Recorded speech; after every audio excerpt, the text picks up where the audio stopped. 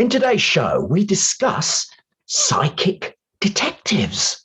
Are they actually real? And now, the TNT Talk Show, daring to go where other podcasts fear to tread.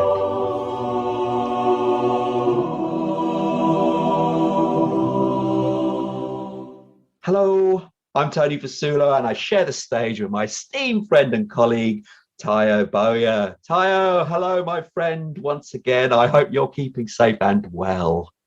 Hi, Tony. Yes, woke up alive this morning. As I say, this is usually a good thing.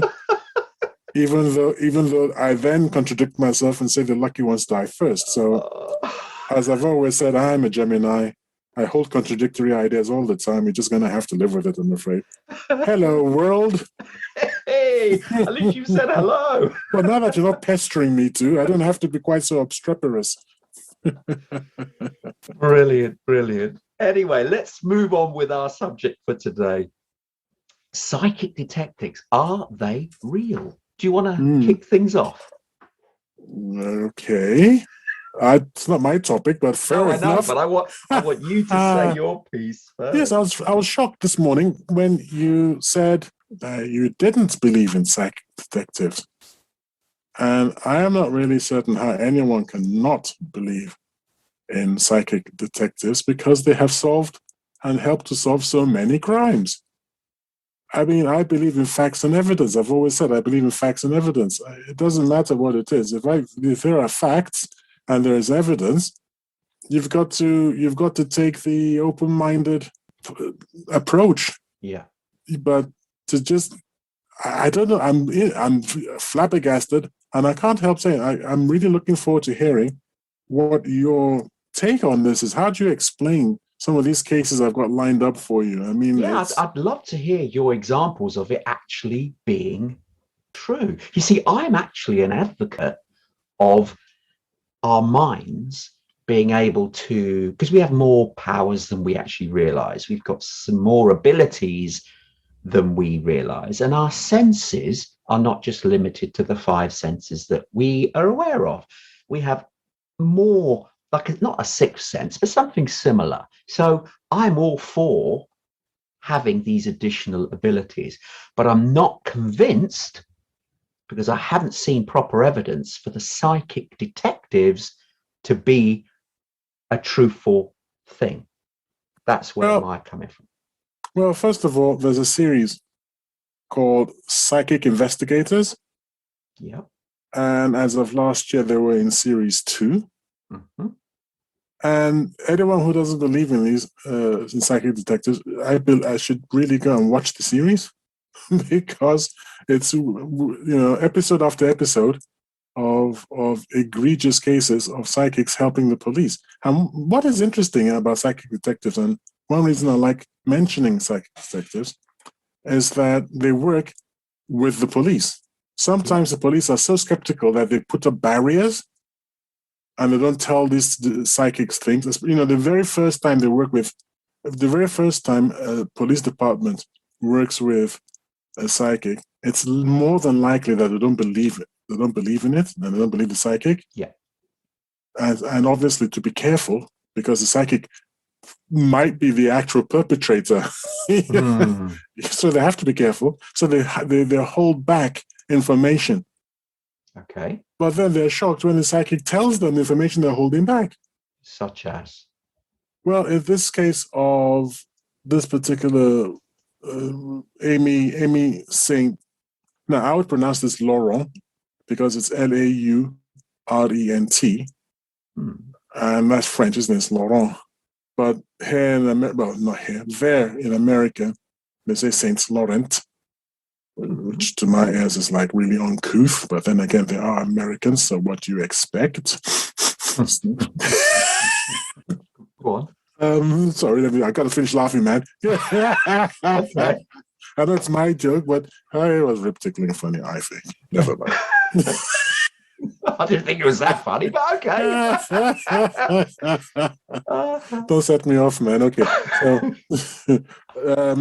Amy Saint Laurent, but in Americanese, Amy Saint Laurent She went missing, and the psychic told the police that she saw her in a shirt, in a grey shirt, grey, was it shirt? What is it? Just top, grey top, I think she said, a grey top with writing on it.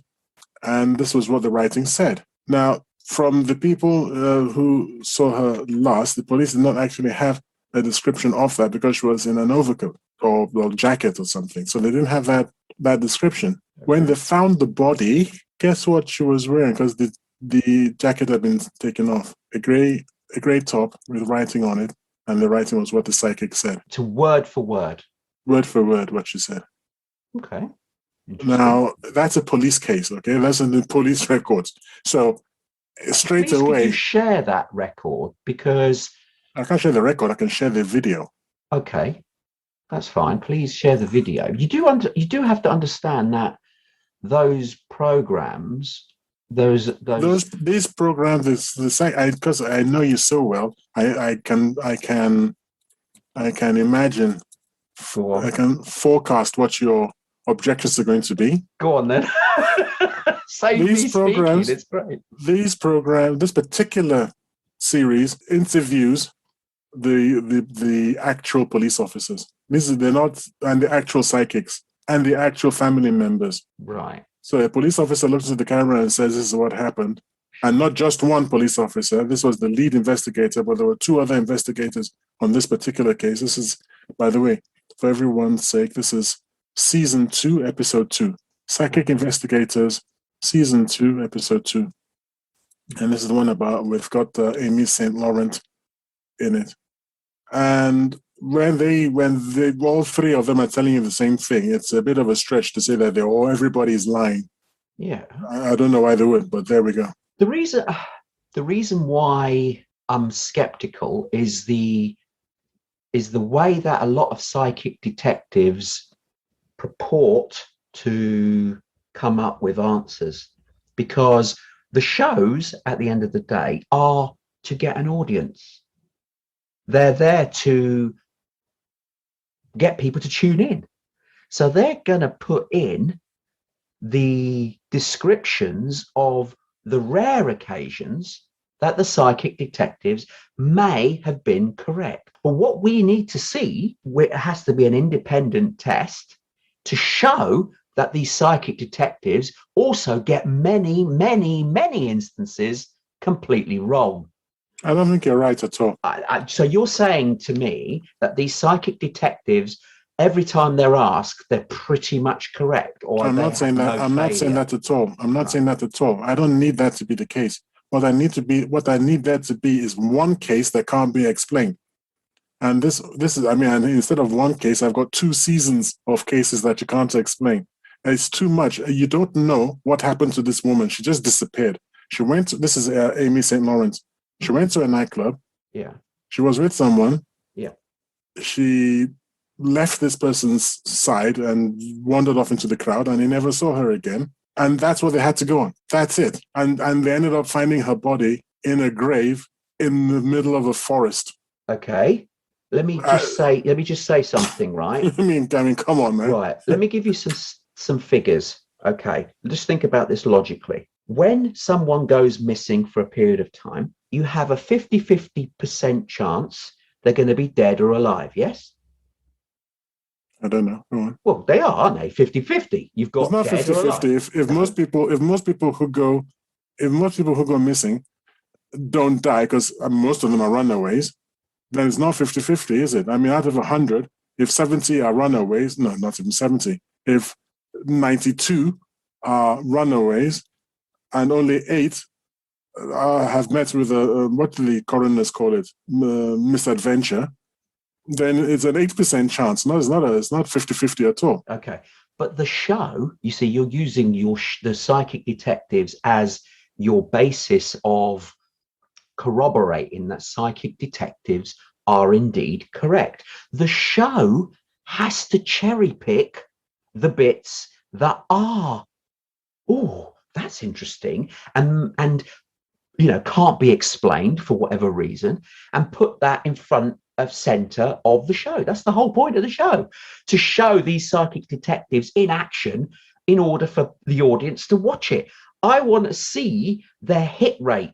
Now, they may have slight psychic ability. I'm not disputing that they're completely fraudulent. I'm not saying that. But what I'm saying is a lot of the skills that they use are not psychic. They're just because they're very good at remembering details and things that someone may have said that every other person's dismissed, but they've managed to remember it and take it on board.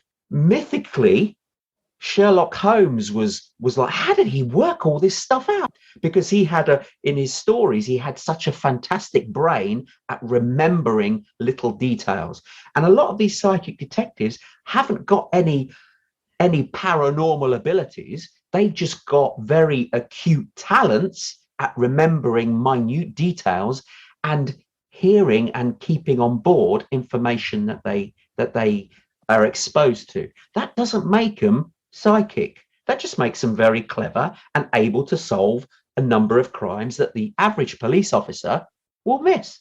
So they sound impressive, but it's not psychic. There's a difference here. If they were psychic, they would be able to come up with this information that you've just said about reading this jumper and explaining the words of it. They would come up with that every single time.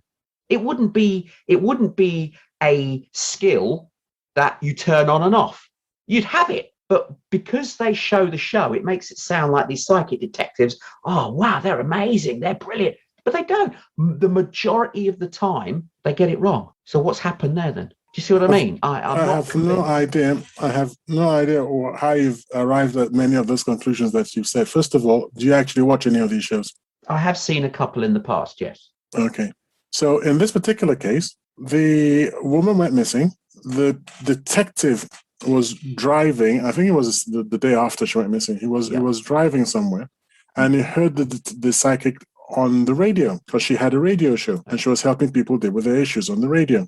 Okay. And on a whim, he called her and he said, "We have this woman missing, and I wonder if you can help." And from the woman's point of view, she said, as soon as she heard the name, and straight away, she got a very, very strong impression that the, if you like, spirits or whatever ghost of the girl had come to her. Well, not ghost as an apparition, just a strong feeling that presence was with her and that knowledge or consciousness was with her. And she told the detective, and this is on the call, and out of the blue, she just said, oh, that's a shame. She's actually here, which means she's dead. She's not missing. She's dead. And that's from the detective's point of view, that was like, we're looking for a missing woman.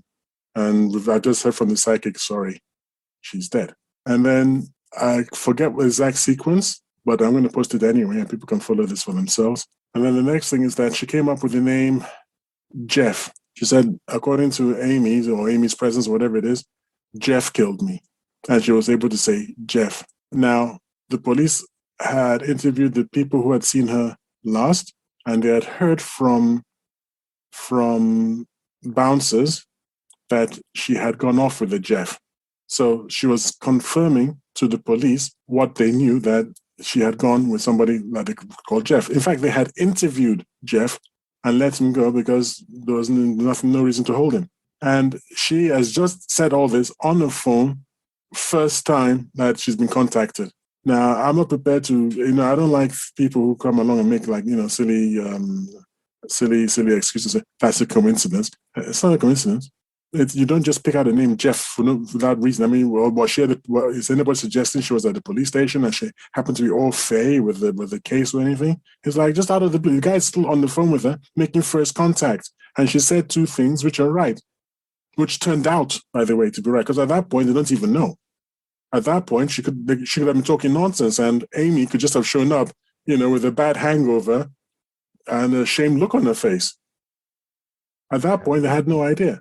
Amy was dead, and Jeff had killed her. And it was Jeff that had killed her. And in the end, yes. Yeah. Okay. When you go through the video and they had to do the proper investigation and everything, yep, it was Jeff. And Jeff buried her in the forest. In a shallow grave. well, I don't know, shallow, because they were very lucky to find it. It turns Let's out. be honest. How many people take the time to dig a deep hole who've committed a crime? And the most likely place they're going to put a body is a wood or a forest. This is stuff that a lot of psychic detectives will say, oh, the body, I can see a wood, I can see them underground. That's if someone's missing and they've been murdered. This was in Portland. This was in Portland, Oregon, which is surrounded by woodland on all sides. Yeah. All right. So if you say it's like saying here in England, oh, it's buried. It's like, well, you and I will live in the Midlands, UK. It's like saying the body's buried in the countryside. How's that supposed to help anybody? Where in the countryside? Yeah, exactly. Do they ever point out exactly where the person? Well, she did actually. She said close to a house, and she described the house. And the detectives, the lead detective, I believe, was the lead detective, thought, hey, that sounds like this guy's mother's house. So he's planted that. How's it planted? Like, well, the fact that I'm he saying, said that, did he tell? No, he didn't say to her. I'm saying he's saying that to us. That sounded to us, the investigating team. That sounded like the guy's mother's house. And then she said it's near water, and she gave some more descriptions. But they went out and they looked for it. Okay. And they found it in Portland, Oregon. Any police officer with any salt would start with the immediate family surroundings. I don't understand why they had to go to a psychic detective to ask that. To me, that sounds like the bleeding obvious. If you He wasn't living with his mother that particular night, he went and stayed with his mother. Right. Or yeah, I think it was that particular night. He went and stayed with his mother. He had his own apartment. Why would you do that? I mean, for goodness sake. Because they're places that they know. So they know the area well, where I know where I live more than I know where you live or where my parents used to you wouldn't then necessarily go to an area that you're not familiar with if you committed a crime. What the psychic didn't say was that the body was in the city. What the psychic didn't say was that it was in a cement mixer. Why did the psychic say it was in this forest near a house that looks like this? Who told you that she knows that the mother had a house in the forest? How do you know that? You're coming. It's not skepticism now. That's a cynicism. It doesn't make sense. It's like you got to answer some certain questions here. Questions such as, how did the psychic know these things? Why would you say that? Why is the hit rate like if you want to take it 100% right? Why don't you just talk rubbish? And you would say, okay, that's because some part has been filtered out. Yes. But yeah, you got to prove that. You're making an allegation. If I ask you for the evidence, TV show. No, that's not evidence. No, that's not evidence. It's a TV show. It's not evidence. The TV show just gives you suspicion. You suspect that they might have done that, but you don't know it. Indeed, I would love to see. And they found the body. That's my entire point. Is that they found the body. That yes. That when given the odds, if I came to you and I said someone is dead, and I called you on the phone and I said so and so is missing, okay, I don't think you're going to help me find that person. Why? What do you mean, why? Why would you think that? Why would you think I wouldn't be able to help any more than a psychic? Well, I don't want to be rude, so I'm not going to say you. If I call a person, because the answer is I know you. If I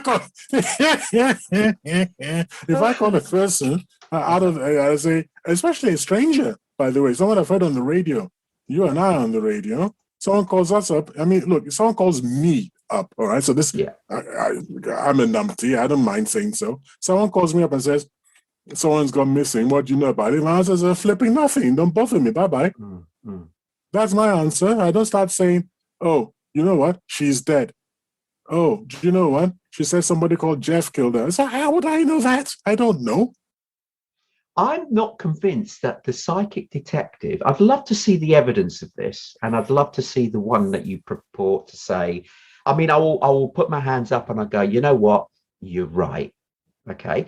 But until I've seen the sequence of events that this happened in, because you must understand this, that some of these people on the shows, especially the ones that have the show, they plant people to ring in.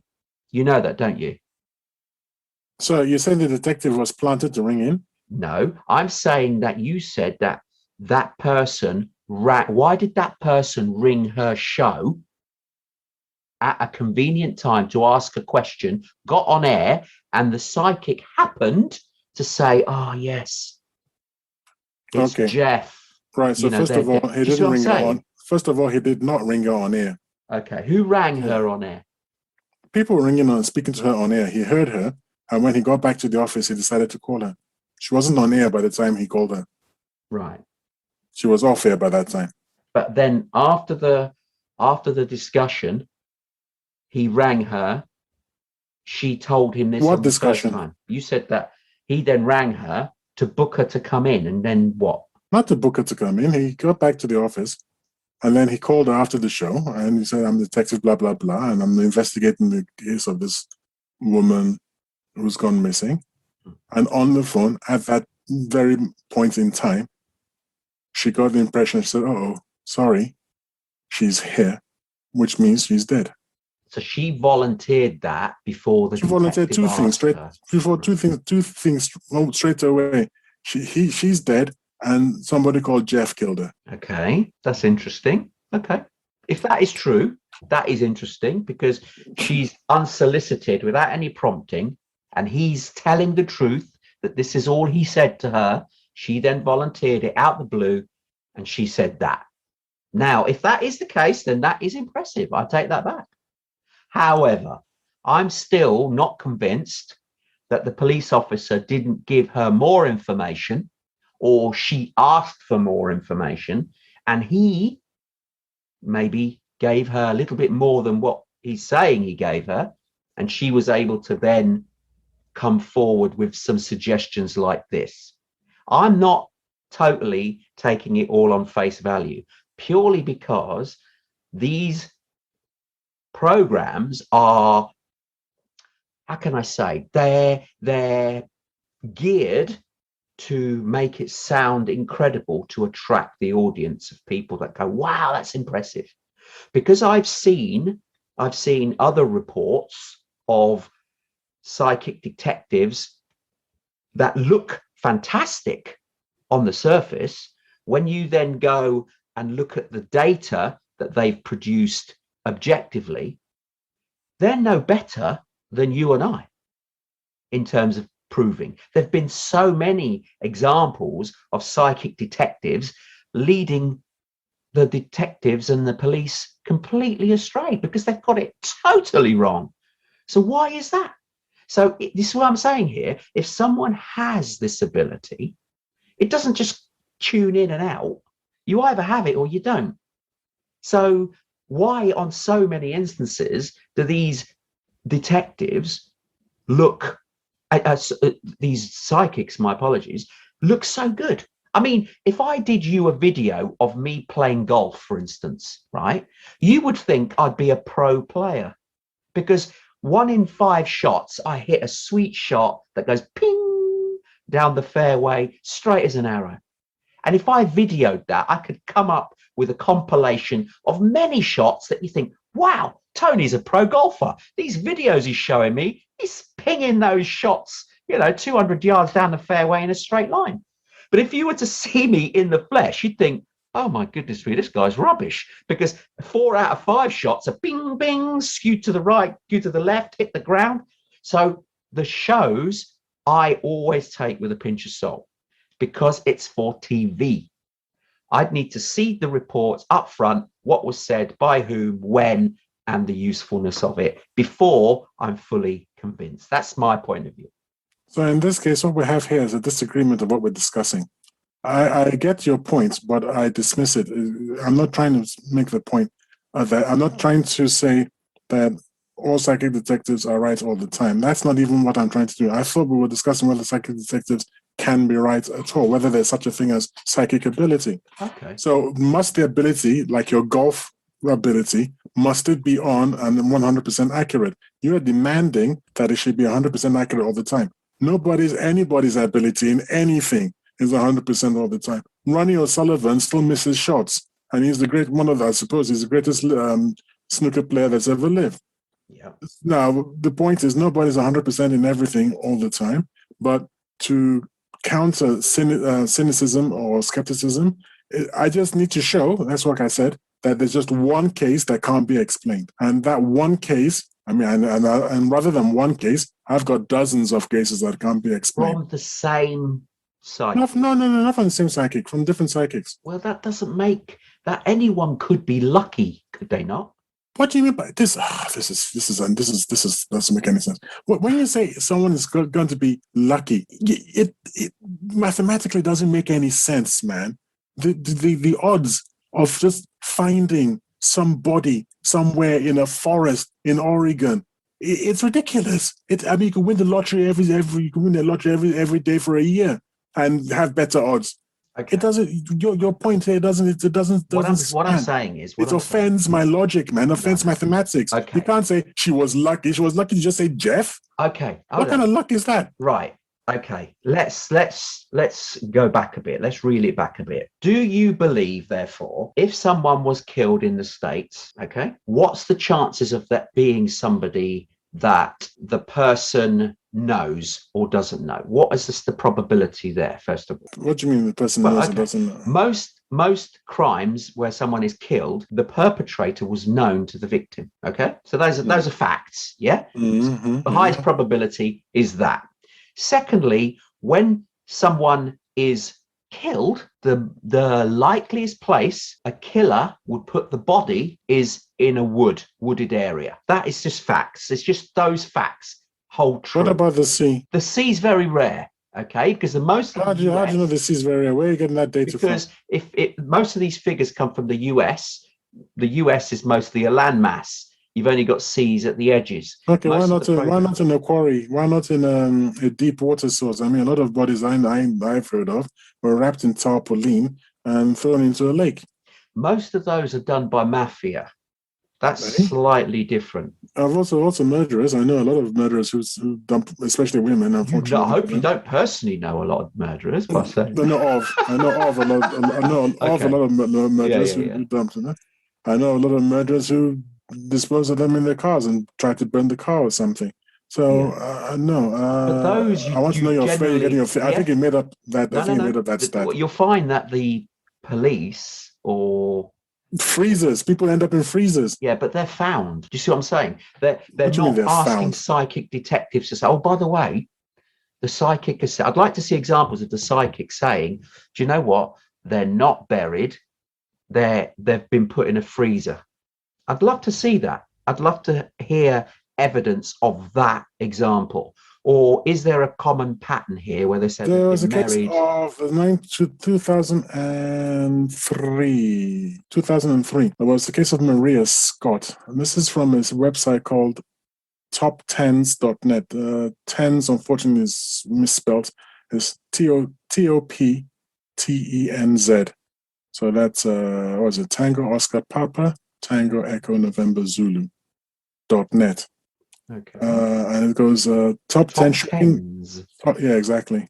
Top 10 shocking disappearances solved by psychic detectives. And you've got the case of a Maria Scott who went missing, and a psychic called Debbie Malone helped the police to find her body in a cabin. She named the cabin, and she helped the police because the police had this was 4 years later, by the way, when the trail had gone cold, and senior detective Jeffrey Little asked her for help.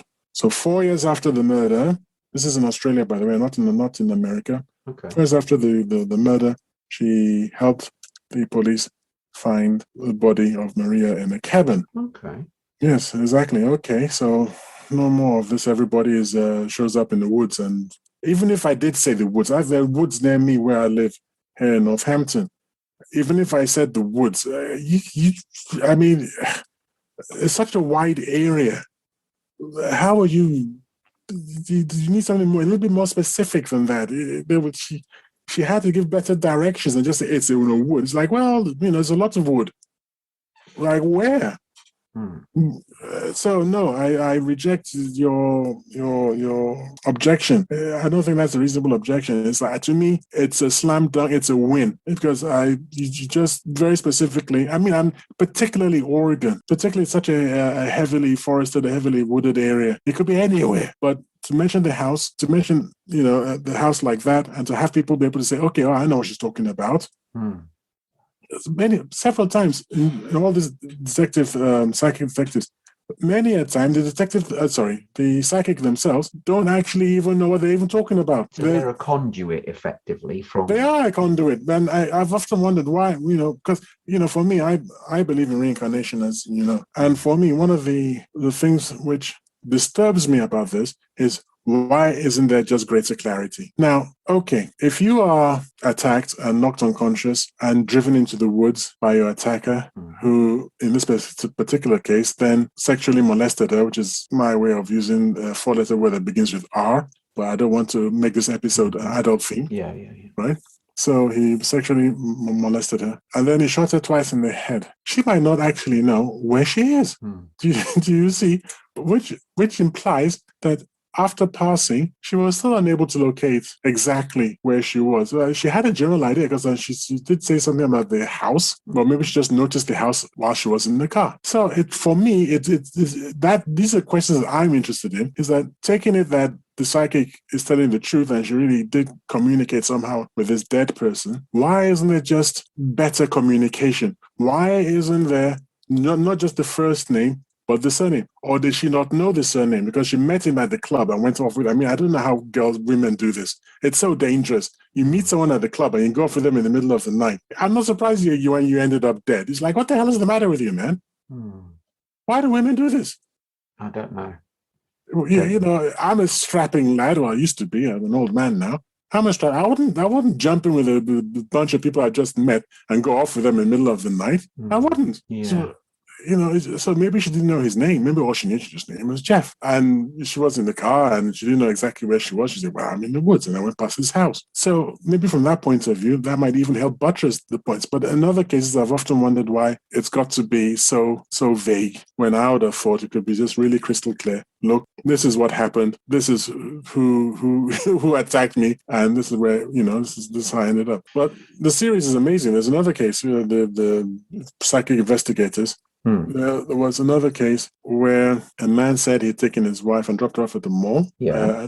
I don't know what episode that was. I think it was episode 3 of season 2. He'd taken her and dropped her off at the mall. I beg your pardon. I believe it's episode 1 of season 2. Okay. He dropped her at the mall and he couldn't find her anymore. And he called the woman's daughter and he said, his stepdaughter basically, and said, I don't know where your mom is. It's very unlikely. I can't find her. She's disappeared, so on and so forth. The police got involved. They looked for this woman everywhere. She had completely sort of vanished off the face of the earth. And it was the daughter who went to the psychic and said, look, my mom doesn't behave this way. Doesn't have Alzheimer's or anything. I can't understand why she disappeared. And the psychic said, yeah, I know what you're going to say, but the psychic said, yes, I think this is your stepfather's doing.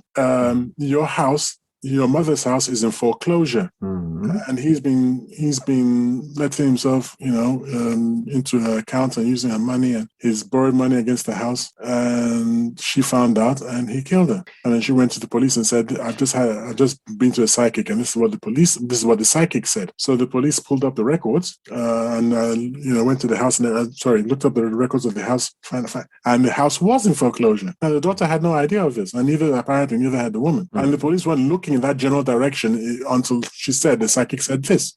And the detective said, we investigated this to tell the daughter, stop going to psychics and stop wasting your time. They were going to come back and say there's no such evidence. That's what they're expecting to do. So they were completely skeptical, even more skeptical than you. Okay, but she then led them to. Yeah, so they pulled up CCTV of the mall and noticed that the man, when he supposedly went back to look for her, and I didn't notice this. I think the detective was brilliant, by the way. The detective said, look, he just goes directly to customer service. He doesn't look around first. I'd have missed that, to be honest. When the husband, when he went back into the mall to lay an alibi that he was looking for his wife. He didn't look around like you and I would have done looking for our wives. He just went into the mall and went straight to customer service and said, I can't find my wife. And that's why I thought, oh, that's brilliant. I'd have missed that. Okay. And then how did he kill her? He killed her by strangling her. When she confronted him about her house being in foreclosure because she found out in a letter came through. Imagine how shocking that would have been. He killed her by strangling her. Was he just angry at the whole situation? Is that I think he was embarrassed. I don't know. I don't know. They didn't say. The answer is his state of mind was not mentioned on video in the film. So he killed her, he strangled her, wrapped her up actually dragged her into, where did he drag her into? He dragged her into the cellar, I think, and chopped her up, which was something. Okay. I know. Wrapped her up in tarpaulin. I'm telling you this because the psychic was taken to the house by the daughter. The daughter took the psychic to the house, and then standing there, she described what had happened and said, this is what happened. And she dragged her from here, he went down there. And then she said, look, we're looking for tarpaulin that looks like this, but it's heavier. So she showed her a cloth that was down in the cellar. Said it was something like this. It was black like this, but it's thicker and tougher. And he took her away. Now this psychic described this in detail. The murder in detail, yes. And after it was investigated, was that exactly what the police said had happened? Then she said she is buried near a school with blue. I see blue, plenty of blue. It's near a cell tower, a mobile cell tower. I can't remember what she said. Something about blue. And there's one third thing she said. It was the cell tower, the school that's all in blue, and something else. So the detectives said, okay, that's an idea. We'll look at his cell phone records for that day. What, they didn't think of doing that anyway? That seems very poor from the police. Well, I suppose, I don't know. Well, okay, fair enough. It was very poor from the police. Anyway, that's what they did. They looked at his phone record. I suppose they thought the guy knocked her off in their house and she'd be around the house or something. I don't know. Anyway, I don't know. Okay. To me, that's poor policing as well, though. Let's be honest. Fair enough. Okay. So they looked at the cell tower and decided this place was remote, and that's likely where it would have been. So they went there, and as they were going towards the tower, and past the school, she said there was near a fountain. I think she said fountain as well. That's the third thing I couldn't remember. I think she said fountain. So there's a school, and there's a cell tower, and there's a fountain. So they started searching around the fountain, and there was a depression in the land, which to their practiced eyes looked like a grave. I don't know. Just to me, just looked like a depression in the land. I couldn't tell. I don't know if that was real video, by the way. It could have been reenactment at that point. I don't know. But they dug it up, and there was this body wrapped up in a black tarpaulin. It will be a reenactment. It wouldn't have been a real video. Exactly. There was this body wrapped up in a tarpaulin. The black tarpaulin, just that the woman said. And for forensics, post-mortuary forensic and all that came back, she'd been strangled. See, it sounds okay. I'm not saying that they don't have this ability. I'm saying that they more in tune to it, but they don't always get it right. So I feel that there are psychic detectives. It's just that their hit rate is low. That's your argument. Yes. Oh, okay. My argument was that they exist. Oh, okay. That's why I said I think we're not having I've said like 3 times now. I don't think we're having the same conversation. I'm just saying that they exist because in talking to a lot of skeptics online, a lot of skeptics are like, no, there's no such thing. We're materialists. There's no such thing as psychic ability. So I came here to say... I'm not dismissing out of hand. I'm just saying that their hit rate isn't as good as we're led to believe. They're not got some superpower that they can tap into every time. It would be good. It would be good if they could do it, 6 out of 10, right? I'd be like, wow, these people are amazing. But their records are way, way lower than that. And if you were to do proper testing against the psychic and against someone who's a detective, who's been a detective for 20 years, that's got the knowledge about that, then there's hardly any difference between the two. So are we saying I say that again because I thought I just detected some. Anyway, say that again. right, a detective, it's like someone said to me one time, if you have a lot of experience, some of your ability is almost seen as psychic when you've been doing a particular role for a long time, because you, by doing that role, pick up nuances, pick up details, pick up things that the average person won't have been exposed to, so their brains aren't tuned into it. So someone who's very, very, what's the word, what I'm looking for, is been doing their job a long time. They have almost a sense when they're doing their job. So you can get really good detectives that could find clues that your average police officer just simply doesn't find, because they've been akin to doing it for a long time. They've seen all these quirky nuances and they have experience which you can't replicate. You have to go through it. And so their qualities seem almost psychic. Now, these people who are psychics, maybe they have a skill in detecting things, but not to the point that you can say it's psychic. I don't know.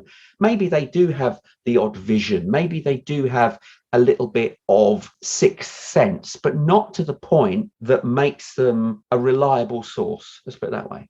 So the police can't rely on them all the time. They can go over them when they're really at loose ends and, look at that view of it, of investigation to maybe guide them. But I'd love to see the facts of how accurate these parapsychologists are, these psychic detectives actually are in solving the majority of cases where they're asked to do some work. I don't believe that they're as good as we're led to believe. I think the TV shows, especially those sorts of TV shows, they've got to be interesting. They've got to attract an audience. But if you then find that your parapsychologist or psychic detective is only, a 2 out of 10, then it's not going to make good telly. So they've got to find or make the story interesting. I'd love to follow a single psychic detective, just one, on their day-to-day rounds, in essence, doing these sorts of things. And how many do they get right? Or do they just plead ignorance? Oh no, I'm not picking up anything. Not picking up anything. Well, they're not picking up anything. Why should they say they are? I don't understand your point. If you're having an off day on the golf course, you can't fake it. It's just an off day. That's it. So if they're having an off day, they're having an off day. Do they tell the police this? Oh well, I'm here now, but I should have thought so. If they're going to be honest and straightforward about it, the best ones, I would assume, would just be, I'm not picking up anything, because you don't want to be wrong, because you don't want to waste police time. So you would say point blank, yep, I ain't got anything. You got a job on here. But that's why I want to see the actual times that they're right. You mean, did you do any research, or you just assumed? I couldn't find a thing. I'm not assuming at all. Could not find anything to corroborate what you're saying. If there's evidence out there that gave me the stats of a particular psychic, I would take it on board. If someone can pay for my time, I'd be more than happy to do the primary research, because I know how to pick up the phone and call these people and just have a chat with them on the phone. Oh no. No, with the police officers, why not? The police officers, yes, sorry. I thought you were going to go to the psychic. I mean, don't do that. They're going to sing their praises. Apparently they'll know I'm coming. Love it. Yeah, I mean, I would love to see the stats. It was the same case, by the way. That same case, there was another puzzling for me, my reincarnation theory and everything. It sort of confirms what I already feel instinctively, but I don't know, which is that time isn't linear. I've always felt that I'm not absolutely certain that time is linear. And the reason is that Amy told the psychic that her body would be found before the first snowfall. Okay. And the detective said they knew that the snow was going to fall. In fact, they were really up against it, because once snow fell, they would have been in Oregon. Apparently, the snow is something else. It would have been next to impossible to find the body. And she was found in the evening of, let's say, I don't know, day 18 or whatever it was, and snow fell exactly the next day. You see, but You see, this is So the other why, thing. This why is the does other Amy thing. know? Why does Amy know about the future? Okay. But the only I way mean, she can know about the future is that time isn't linear. If you want to assume she's it's all kosher and everything, which I'm assuming, then that's the thing. For me, it's always a conundrum to solve it because I'm always trying to solve what actually happens when we die, what happens to consciousness, and I've always suspected that time isn't what we think it is. It is. It's. I'm not even sure. I mean, look, even space isn't what we think it is. I said this once during one of my speeches at our Toastmasters Club, that when you think about it, you can divide a point in half forever. Yeah. But that doesn't make sense. You'd have thought you get to some point where you can't divide it anymore. You've reached, that's it. That's an absolute point. But there is no absolute point. And what do you mean you can divide it forever? It's the numbers with which you are left are pretty meaningless, because if I divide it by 2 every second and I can do that for 1 billion years, what kind of dimension am I talking about? But that's just maths. That's what we created. That's not the actual real existence, because we know this. Yeah, but I can do a thought experiment where it works. Because in my thought experiment, when I cut a pinhead into 2, I can imagine that what's left now is to me as large as the universe. Yeah, but these are just thought experiments. They're not actual. What do you mean by that? Just thought experiments? I mean, how do you then? It's still logic, isn't it? It's still rational. Yeah. Yeah. So mathematically, the maths say this is what it should be. We know that as close to 0 you get doesn't work. It's like the ticking of a hand on a clock. The maths say that if it's 1 second to midnight and you've got the second hand that's just clicking tick, tick, tick. When you've got close to a second, in theory, you could say half a second, it's moving closer. Then you can split it again, 1/4 of a second, 1/8 of a second, 1/16. Do you see? Infinitum. And it should never, ever hit 12 o'clock. But we know it clicks past. Well, it won't, because of the operation you're performing. But you're performing an operation. You're not describing its movement. You're describing an operation of division. So you actually, there's no controversy here. I'm not seeing any controversy. You're doing 2 different things. On one hand, you're describing in English, you're talking about a motion towards the top of the hour. Yeah. But mathematically, that's not what you're doing. Mathematically, you're talking about describing halving the time, the motion of the hand. So it's not the same thing at all. It's like when I was speaking about dividing a point forever, I'm describing an act of division. Yeah. I'm not describing in English moving to a point. Okay. But I'm saying that it shouldn't to be the same thing. No, it's not. Well, that's where the maths falls down. Do you see what I'm saying? It's not falling down. It's doing different things. You're misunderstanding the mathematics. It's explaining the same operation because it never can conclude the actual answer. Do you see what I'm saying? That, as far as mathematics is concerned, if you are dividing that number, you can never, ever have that second hand hit 12. It never would. Mathematically. Yeah, because you're telling it not to. Because you're actually telling it not to. You're saying go halfway. Yeah. So if you say go halfway, you're not saying go there, are you? No. Exactly. But as far as maths are concerned, it would never ever reach. Mathematically, mathematics is like a language. And in the language of maths, you're saying go halfway there. Okay, go halfway there. Okay, go halfway there. Yeah, you never said go there. I don't see. Anyway, we're digressing. My Google just responded. I think Google is actually interested in what we're talking about. It's like, oh, this guy's got a point. No, I'm saying, don't you see what? Anyway, maybe you don't get what I'm saying. But in English, say, go to the mall. Okay. That's straightforward. Yeah. Then in English, say, go halfway to the mall. Go halfway to the half of the mall. Go halfway to the half of the mall. Yeah. Go halfway. Yeah, exactly. That's the mathematical operation. You will never get to the mall because I'm never telling you, go to the mall. Yeah. I need to tell you, go to the mall. If I tell you go to the mall, you'll go to the mall. But if I tell you go only halfway to the mall, why are you surprised when I'm only halfway to the mall? That's where you told me to go. Right. That's what I'm trying to say. Oh, okay. But what's that? We've digressed. What's that got to do with the psychic? It had to do with time. That time, because Amy supposedly told the psychic that her body would be found before the first. To me, that's a different thing. Locating a body is one thing. Predicting the future is something else entirely. The only way to accurately predict the future, to me, is that you know it. And the only way to know the future, to me, is that time isn't linear. Otherwise, you wouldn't know. But don't you think in that instance, that was still very vague? Because it's not saying you're finding it before the snow falls. But which snow? The snow that was happening, that was imminent, or the snow falls in When a you year's watch it, time? Do you see what I'm saying? I've given the video, and I'm going to post the link to it on our website. When you listen, I think it says before the first snowfall, so that should be the first snowfall of the season. Where? Oregon. Are Portland. you sure she said Oregon, Portland? They were in Oregon, Portland. I'm in England. If I say the first snowfall of Northampton, I think you would assume it's Northampton. You said Northampton. Did she say the I wouldn't first have snowfall? I wouldn't have to if I was speaking to Well, you a would, psychic. because that's an assumption. You see, you're making an assumption. Scientifically, I am not making an assumption. I'm just not being ridiculously cynical. If I'm in Northampton speaking to a psychic in Northampton about a body in Northampton, to police officers in Northampton, when I say the first snowfall, I think we'll all pretty much assume it's going to be Northampton. You see, that's where I have an issue. Well, we're not all weirdos who would think we're all in Northampton, and yet suddenly I'm talking about the snowfall in London.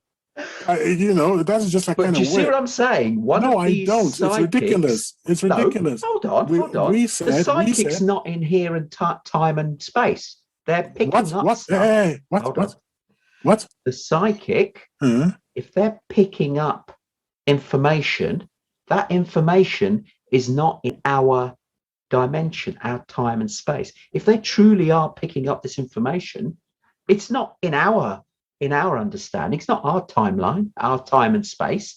They are picking up this psychic information outside of our time and space. So that snowfall does not automatically assume it's where you're located. It's not. It can't be, because they are getting that information outside of our realm, so to speak. So you can't make that assumption. No, you've lost the plot. You've lost the plot there, pal. No, you're completely off the reservation. That doesn't make any sense at all. When she said about her house, she said I'm in the forest, went past the house. I think the psychic felt it was Portland, Oregon. The police officers thought it was Portland, Oregon. Nobody went looking in Saskatchewan in Canada. It wouldn't have made any sense whatsoever. There is context in every now conversations as human beings. The context was that locale. And in that locale, you're talking about, I wouldn't have been confused if I was a psychic and the spirit said to me, the first snowfall, I think it's first snowfall in Northampton. That's where I live. I'd be shocked if she meant the first snowfall in Wales. I wouldn't understand why are you telling me about the first snowfall in Wales? What's that got to do with anything? Can't they be more specific? That's my question. That's to me is my problem. I have exactly the same problem. Why can't you just say, this is what happened at 9:45 a.m. or 9:45 p.m. He did this, he did that. Why does it come in dribs and drabs? But then again, we don't understand the issues here in their communications because we don't really understand their communications. So is it because you're seeing it all through a fog, effectively? You're not actually. I don't know if they're even seeing it the way that we see it. Whenever I've had a psychic moment, my moments has been a deep intuition and a sort of very firm feeling that I'm right. Okay. And that's all I've had. I just had this certainty that, no, this is what is definitely going to happen. And that certainty that's the word, certain. I've been absolutely 100% sure of it. No doubt whatsoever in my mind. When it happened, I wasn't surprised. Like, yeah, I knew it was going to happen. But it's not like a seeing or thing. What the psychics see, how they approach it, I haven't the foggiest. I don't know. Okay. And when you're talking about, you should have, to make your point, I think, you should have tried Googling the best psychics in the world and how do they know that they're the best in the world? Because according to this particular website, they have been tested over 12,000 times, some of these psychics. Okay.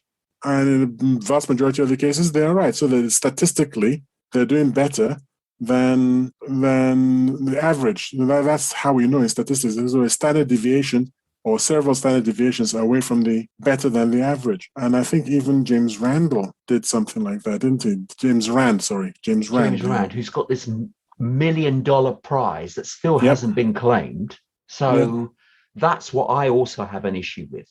why is this prize? It's been a number of years now, isn't it? Yeah, just for the benefit of our listeners, James Rand has put up $1 million prize for proof that a psychic has given, well, provable evidence that they can predict things such as what we discussed today. And nobody has yet claimed that money. Now, what does that tell you? Oh, sorry, is that a question? That was, yeah. You switched off there. Yes, it was. No. You said you addressed the audience. I did. And then you said, now what does that say? So I thought you were still addressing the audience. No, they can't answer, unfortunately. But then you waited for a long time, and I thought, hang on, I think he's waiting for me to answer. So I was like, oh, yeah. You're gonna have to make it quick because we're getting close to the end of the show. I think I am intrigued by that too. I don't know what James Rand's tests are, because $1 million is a lot of money. $1 million is a lot of money. So what is he asking them to do? Is he even talking to psychics? I thought it wasn't so much psychic ability. I thought it was telekinesis and things like that. But yeah, but which is along the same lines, isn't it? So, well, I don't know. It's a very good question. It's worth researching, by the way. If someone would like to pay me for my time. You see, James Randi, that was it. James Randi, his name is. Yeah. Oh, Randy. Oh, there's a Y at the end, is it? No, I on the end. Randy, yes. Randy, James Randi. Yeah, I'm perfectly happy to research this if someone's going to pay for my time. I just think I want to know. I'm actually intrigued now. It's actually something that's. I hope I don't have to spend more time looking into, because now that you've got me going. Well, the prize. People asking questions. You know the prize? This is the crazy thing. Do you know when he put this prize up? It wasn't $1 million. It was only $1,000 in 1964. I mean, that's crazy. And then it increased to $10,000. And then because of this, a broadcasting company got the show and said, look, let's increase it to $100,000 psychic prize. So they really buffed it up. And then in 1996, one of his friends was an internet pioneer, actually offered the $1 million prize. So 1996, this prize has been up for grabs for parapsychologists to come forward with paranormal proof that they can demonstrate the supernatural or paranormal activity under scientific testing, and not one has managed to do it. I'd like to know what they mean by scientific testing, and I would really, I'm beginning to think that I can win $1 million here, and it should be good for the show. Okay, I like the way you're laughing, because I like the fact. But listen, I'm your friend, I'm your buddy. Come on, you don't act like it all the time, but go on. Your friend is poor. What I think it would be a great thing for our podcast if I seriously took on the challenge of winning the $1 million. By all means. I think there is a possibility. I'll back you, absolutely. We'll talk about it afterwards. I do have an idea. Okay, well, if you based on my beliefs on what, reincarnation and whatnot.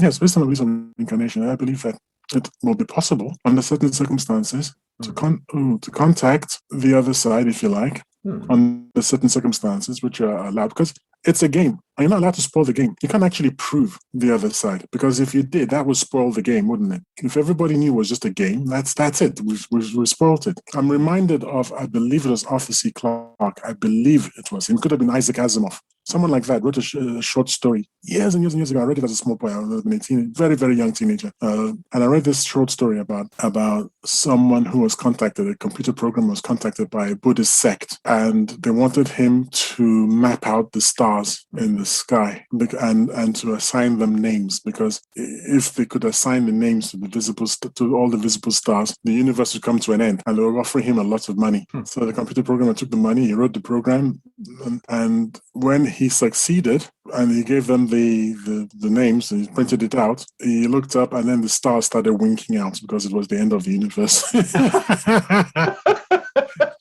So sometimes you have to be careful what you're looking for, and that's why the monks gave him all that money, because they knew it was useless. Okay.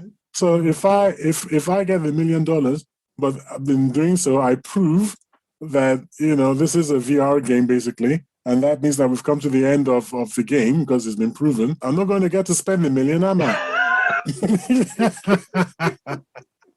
But we'll talk about it during the week.